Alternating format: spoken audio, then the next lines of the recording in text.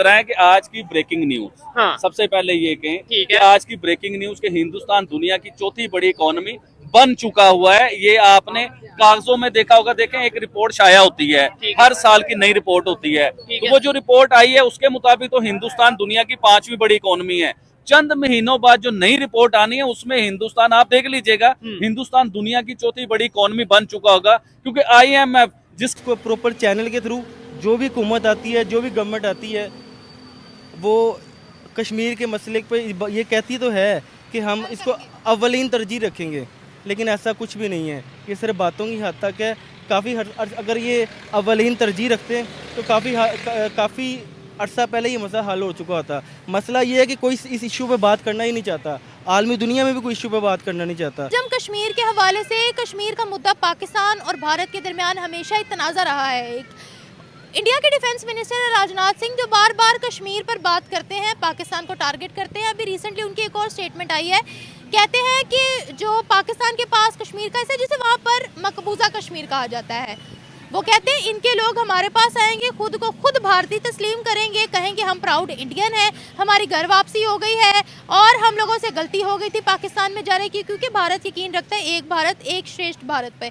तो वो इस तरह की स्टेटमेंट्स वहाँ से आ रही हैं और फिर कहते हैं कि जब भी पाकिस्तान से बात होगी अब कश्मीर के मुद्दे पर और दहशतगर्दी पर ही होगी। तो आप बिंगा पाकिस्तानी क्या कहेंगे?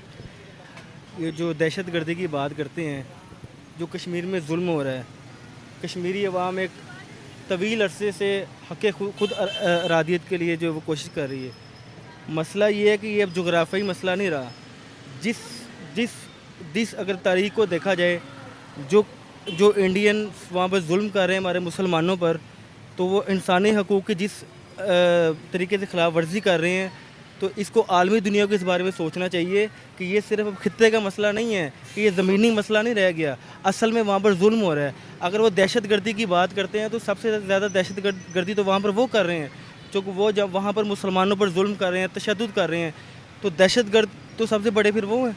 तो इंडिया 2025 में दुनिया की चौथी बड़ी इकोनॉमी बन चुका होगा, जापान को काट के दुनिया की चौथी बड़ी इकोनॉमी बन चुका होगा। इसके ऊपर बात करेंगे कि आबिद अली भाई इसके ऊपर अपनी क्या ओपिनियन रखते हैं। अस्सलाम वालेकुम। जी वालेकुम अस्सलाम। कैसे हैं आप? ठीक है अल्हम्दुलिल्लाह। लेकिन चोई साहब, मुझे आपकी खबर का मजा नहीं आया कि दुनिया की चौथी बड़ी इकोनॉमी हिंदुस्तान बनने जा रहा है। हाँ। और आपने खबर को कोई मजेदार, जैसे मीडिया मसाले लगा लगा खबर बताता है, इस तरह आपको खबर सुनानी चाहिए। अच्छा। आज की ताजा खबर, ब्रेकिंग न्यूज, इस तरह की स्टोरी को पता चले कि हिंदुस्तान चौथी बड़ी इकोनॉमी बना है। लेकिन इसके ऊपर भी बात करते हैं। सबसे पहले बात करना चाहूंगा चोई साहब दिवाली के ऊपर। देखिए मेरी बात सुने चोई साहब, आपको आइडिया होगा कि आबिद अली ना किसी से डरता है ना किसी से लेके खाता है। पाकिस्तान का वजीर आजम भी हो, कोई गलत बात कर रहा हो, गलत फैसला हो उसका, तो उसके ऊपर भी आबिद अली बोलता है और बात करता है। चाहे वो पाकिस्तान के अदारे हो, उसके ऊपर भी आबिद अली खड़ा होकर बात करता है। लेकिन जिस जगह पे पाकिस्तान ने कोई अच्छा काम किया है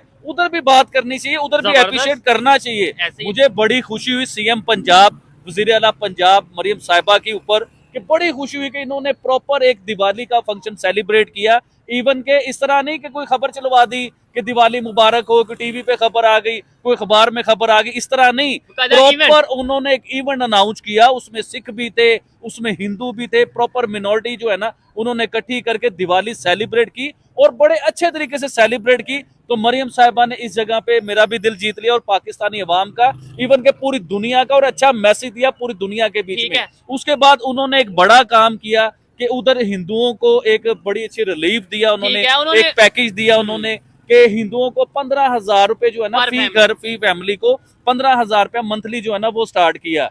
बड़ा अच्छा किया, बहुत अच्छा काम है। लेकिन इधर उन्हें ये चाहिए था कि उन्हें मोहताज ना बनाती, कि उन्हें बैठे बैठाए खाने पीने की आदत ना डालती, उन्हें कोई नौकरियां देती सरकारी। पंजाब में नौकरियां मिलती, कराची में मिलती, हर जगह पे मिलती उन्हें नौकरियां, कि वो खुद मुख्तियार होते, वो आपके अपना घर खुद चलाते, वो अपनी जॉब करते, अपना रोजगार कमाते और ना किसी पे बोझ बनते और पाकिस्तान को, इवन पाकिस्तान की हिदमत करते जैसे वो ऑलरेडी कर रहे हैं। ठीक है, आपने ये बात की दिवाली पाकिस्तान में सेलिब्रेट की गई। आपको याद होगा कि आज से कुछ साल पहले जब आप ये बात करते थे तो या हम बात करते थे इधर सड़क पे खड़े होके, तो क्या माहौल होता था? आपको नहीं लगता ये हमारी भी मेहनत है जिसकी वजह? साहब ये हमारी मेहनत है, तो आज मरियम साहिबा जो है खड़े होके दिवाली सेलिब्रेट कर रही है। आपको आइडिया होगा कि हिंदुस्तान के प्राइम मिनिस्टर का हम नाम लेते थे ना खड़े होके, तो हमारे पर फतवे लग जाते थे, लोग हमें बुरा भला कहते थे कि हिंदुस्तान के प्राइम मिनिस्टर का नाम क्यों ले लिया आपने। तो आज तो प्रॉपर एक दिवाली सेलिब्रेट हो रही है पाकिस्तान के बीच में, तो ये बड़ा अच्छा इवेंट है और होना भी चाहिए यार।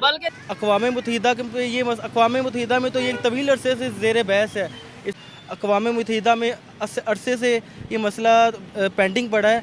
अक़वाम मुत्तहिदा कभी, मेरा नहीं ख्याल कि मुसलमानों के हक़ में कोई भी जो फोरम इंटरनेशनली अगर आप देख लें वो मुसलमानों के हक़ में बेहतर है। तो मुसलमानों को खुद ये कोशिश करनी चाहिए कि कश्मीर के मसले के ऊपर खुद कोशिश करें और इसको हल करने के लिए, चाहे टॉक के ज़रिए, टेबल टॉक, मेरा नहीं ख्याल कि अभी टेबल टॉक वाला भी मामला रह गया, टेबल टॉक भी बहुत ज़्यादा हो चुकी हैं। तो ये जो दहशतगर्दी है, फ़िलहाल इंसानी हकूक़ की जो खिलाफ वर्जी हो रही है ना, जो दहशतगर्दी की बात करते हैं, इनको पहले इस चीज़ पे सोचना चाहिए। आपने ना अक़वाम मुत्तहिदा की बात की, अक़वाम मुत्तहिदा ने जो चार्टर दिया था कि वहाँ पर वोटिंग हो, उसमें उन्होंने पहले यही शर्त रखी थी कि पाकिस्तान कश्मीर से अपनी फ़ौज निकाले। और दूसरा, कैन यू एलेबोरेट कि इंडियन साइड जो कश्मीर है वहाँ पर किस तरीके का जुल्म हो रहा है? इंडियन साइड पे क्या जुल्म हो रहा है? इंडियन साइड पे हमारे जो बच्चे हैं, हमारी जो औरतें हैं, हमारे जो बुज़ुर्ग हैं, उनको मार दिया जाता है, घरों में घुस के उनका तशद्दुद हो रहा है। एक तारीख गवाह है, ये तो आप देख सकते हैं कि तारीख गवाह है कि जिस तरीके से मुसलमानों पर तशद्दुद किया गया है। मैंने आपको बताया कि जोग्राफी मसला नहीं है, असल मसला है कि कश्मीर को हम अपने शहरक समझते हैं। जिस चीज़ को बंदा अपनी शहरक समझे, 5 फरवरी को हर साल हम कश्मीर डे मनाते हैं, ठीक है, उनसे यकजहती का इजहार करते हैं। तो ये डेज मनाना और इससे बात बहुत आगे निकल चुकी हुई है और अक़वाम मुत्तहिदा से मसला हल होने वाला नहीं है। अक़वाम मुत्तहिदा में और बहुत से मसाइल हैं, वो आपको भी पता है कि वो इस तरीके से हल नहीं होने। सर, अगर इंडिया का इस पे मौक़िफ़ देखें तो उनका मौक़िफ़ तो बिल्कुल ही अलग नज़र आता है, उनके मीडिया पे तो बिल्कुल ही अलग नज़र आता है। कहते हैं कि कश्मीर के अंदर दहशतगर्दी हमेशा से पाकिस्तान करवाता आ रहा है, जिहादी मूवमेंट चलाता आ रहा है, जिसके बायस हमारी आर्मी को वहाँ से टेररिज्म ख़त्म करनी पड़ती है। वो तो ये बोलते हैं, अब क्या कहेंगे आप? मैंने आपको बताया ना कि ये टेररिस्ट तंजीमों की जो बात कर रहे हैं, इसका इशू नहीं है।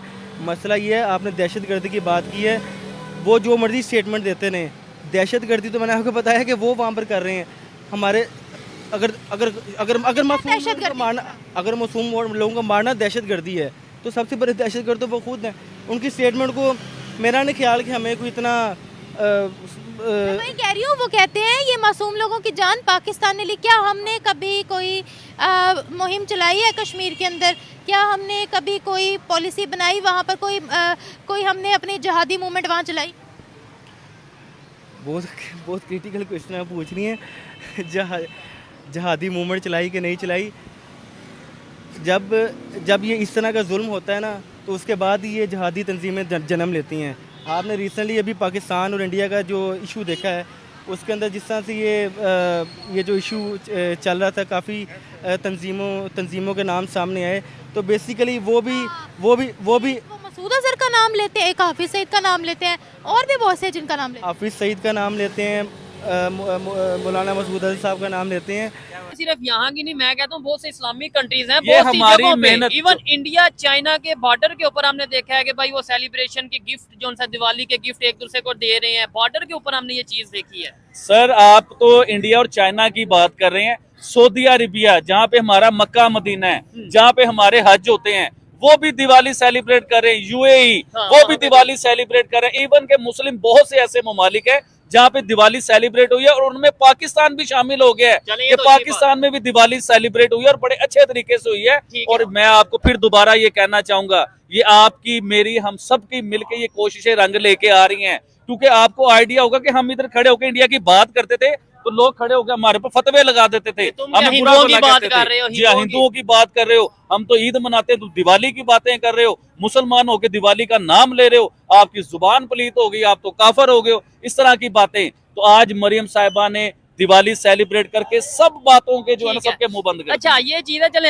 हमारा टॉपिक तो वो ही है कि भाई दुनिया की चौथी बड़ी इकॉनमी बनने जा रहा है 2025 में, लेकिन हमने ये चीज चेक की है कि इंडिया के जो प्राइम मिनिस्टर उन्होंने भी सेलिब्रेशन किया, लेकिन उन्होंने जहाँ पे की है वो एक बड़ी स्पेशल जगह, बॉर्डर पे जाके अपने जवानों के साथ उन्होंने। साहब, मैं ये अब पहली बार नहीं हुआ, मैं बड़ी देर से ये चीज नोट कर रहा हूँ कि हिंदुस्तान के जो प्राइम मिनिस्टर है ना, देखें, वो दिवाली सेलिब्रेट करना चाहें तो अपने घर में वजीर आजम हाउस जो है उधर दिवाली सेलिब्रेट कर सकते हैं। दिल्ली के बीच में बड़े प्रोटोकॉल से लेट के मजे से पूरा एंजॉय कर सकते हैं, बड़ा बड़ा एंजॉय कर सकते हैं। लेकिन उन्होंने वो छुट्टी नहीं मनाई, उन्होंने वो इंजॉय नहीं किया, उन्होंने अपने सोल्जर के बीच में जाके वो अपनी दिवाली सेलिब्रेट करते हैं, क्योंकि वो सोल्जर वो हैं कि वो हिंदुस्तानियों को, चाहे वो पाकिस्तानी सोल्जर हो, चाहे हिंदुस्तानी सोल्जर हो, चाहे हमारी ईद हो, चाहे उनकी दिवाली हो, अपनी कंट्री के लिए देखे बॉर्डरों पे खड़े होकर अपने लोगों को चैन की नींद सुलाते हैं, अपने लोगों को दिवाली सेलिब्रेट करवाते हैं, ईद सेलिब्रेट करवाते हैं। तो प्राइम मिनिस्टर नरेंद्र मोदी का ये इकदाम बहुत ही पसंद आया कि देखे दूर जगहों पे जाके, सर नजदीक नहीं, वो दूर जाके बॉर्डर्स के ऊपर जाके वो दिवाली सेलिब्रेट करते हैं अपने लोगों के साथ। अपने ये पूरी दुनिया को मैसेज देते हैं या अपनी आर्मी को ये मैसेज देते हैं कि वो उनके साथ खड़े हैं। अच्छा खैर टॉपिक की तरफ आते हैं, क्या कहना चाहेंगे, ये वही IMF है जिससे पाकिस्तान जो है हम लोग, अच्छा हाँ क्या, अच्छा मिलिट्री के लोग भी मर्द मौजूद है, इधर साथ आ जाए, अगर आप कोई बात करना चाहिए तो जरूर करिएगा, किसी एजेंसी के तो नहीं है कोई अच्छा चलो ठीक है। अच्छा मुझे ये बताएं, क्या समझते हैं कि वो IMF जिसके पास हम जाते हैं कि भाई हमें $1 बिलियन दे दो, पाकिस्तान की हालत इस टाइम बेहतर नहीं है, 2 बिलियन 4 बिलियन 8 बिलियन दे दो, हम पाकिस्तान को चला लें, उसी IMF ने ये कहा है कि भाई इंडिया दुनिया की चौथी बड़ी इकॉनमी बन चुकी है, ऑलमोस्ट 2025 में ऑफिशियली बन जाएगी। नहीं साहब, ये खबर बेसिकली ये उनका भी मौक़िफ़ ये है कि वो ये कहते हैं कि उनका ये मौक़िफ़ नहीं है ज़मीनी तनाज़, वो बेसिकली मकसद उनका यही है कि हमारे मुसलमानों पे तशद्दुद हो रहा है। तो जब मुसलमानों पे तशद्दुद पूरी दुनिया में कहीं भी होगा तो फिर ऐसी तंजीमें जन्म लेती हैं। आप इनको जहादी तंजीमें कह रहे हैं, हम कोई इनको दहशतगर्द तंजीमें कहेगा, कोई इनको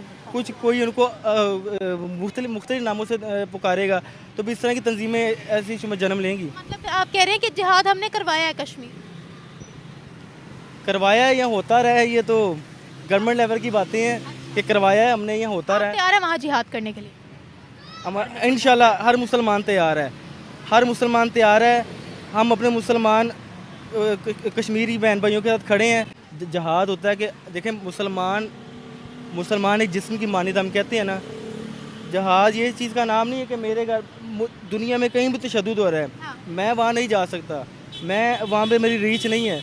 लेकिन अगर आप इस मुल्क में अगर आप रहते हैं तो जाहिर सी बात है आपकी वहाँ कश्मीर में उस तरह अभी ये रीच नहीं है। लेकिन क्या आप उनको साजो सामान नहीं दे सकते? अगर फ़लस्तीन का मसला देखें, फ़लस्तीन के मसले में वहाँ पर मुसलमानों पर तशद्दुद हो रहा है, लेकिन हम कर क्या रहे हैं? हमारे मुसलमान भाई बहनें, हमारे लोग दिल खोल कर उनकी मदद कर रहे हैं, चाहे माल के ज़रिए, उनको सामान पहुँचाने के ज़रिए। काफ़ी यहाँ पर NGOs बनी हैं जो वहाँ पर सामान पहुँचाने के लिए उनको माली इमदाद दे रही है या बाकी तरीक़ों से उनकी मदद कर रही है। तो ये नहीं है कि मैं सबसे पहले अपनी कोशिश करूं, ठीक है हम अपनी कोशिश भी कर रहे हैं। तो इसीलिए जहां पर भी पूरी दुनिया के अंदर जुल्म होगा, हमें उसके लिए आवाज़ उठानी, चाहे वो कश्मीर है, चाहे सिर्फ कश्मीर का इशू नहीं है, बात है मुसलमान की, बात है कलमे की। ला इलाहा इल्लल्लाह मुहम्मद रसूलुल्लाह का जब हम कलमा पढ़ते हैं ना, तो तमाम मुसलमान उसी दायरे के अंदर दाखिल हो जाते हैं कि हम एक अल्लाह को मारने वाले हैं, एक रसूल को मारने वाले हैं। तो फिर इसमें खित्ते की बात ख़त्म हो जाती है। जहाद की ज़रूरत हर उस जगह है जहाँ पर तशद्दुद हो रहा है, जहाँ पर जुल्म हो रहा है। एक बात बताएं सर, जहाद की एक तो डेफिनेशन बहुत बड़ी है, तो चलें बहरहाल। अच्छा एक बात बताएं, जिस तरह से वो क्लेम कर रहे हैं, आपको लगता है आज़ाद कश्मीर के लोग भारत के साथ कभी मर्ज होना चाहेंगे? बिल्कुल नहीं चाहेंगे, बिल्कुल नहीं चाहेंगे वो मर्ज होना। उसकी वजह क्या है? उसकी वजह ये है कि जिस तरह से उन्होंने वहाँ पर इंडियंस ने वहाँ पर जुल्म किया है। देखें, अगर आप राय पे आते हैं ना, तो हर जगह जो है ना मुख्तलिफ होती हैं राय, लेकिन अगर आप मैक्सिमम को देखें, तो मेजॉरिटी को देखें, तो वो पाकिस्तान के साथ रहना चाहते हैं। असल में मसला ये है ना कि उनसे हक़ खुद इरादियत भी छीन लिया है ना। अगर आप उनको ये राय दें कि वो किसके साथ रहना चाहते हैं, इस चीज़ में भी नहीं है ना वो, इस लाइन के ऊपर भी नहीं है ना वो आते, इस टॉपिक के ऊपर भी नहीं आते कि यार आप उनको हक़ खुद इरादियत तो दे, उनसे उनकी राय तो लो। बेसिकली ये मसला अक़वाम मुत्तहिदा में पेंडिंग रखना चाहते हैं और ये अरसे से चल रहा है। एक काफ़ी अर्सा पहले एक हुआ था ये इशू कि पाकिस्तान की डायरेक्ट रीच कश्मीर में थी, लेकिन कहीं से ये बिल्कुल ऐसा था। ये इस तरह है कि आज की ब्रेकिंग न्यूज, हाँ। सबसे पहले ये कहें कि आज की ब्रेकिंग न्यूज के हिंदुस्तान दुनिया की चौथी बड़ी इकोनॉमी बन चुका हुआ है। ये आपने कागजों में देखा होगा, देखें एक रिपोर्ट शाया होती है, हर साल की नई रिपोर्ट होती है। तो वो जो रिपोर्ट आई है उसके मुताबिक तो हिंदुस्तान दुनिया की 5वीं बड़ी इकोनॉमी है। चंद महीनों बाद जो नई रिपोर्ट आनी है उसमें हिंदुस्तान, आप देख लीजिएगा, हिंदुस्तान दुनिया की चौथी बड़ी इकोनॉमी बन चुका होगा, क्योंकि IMF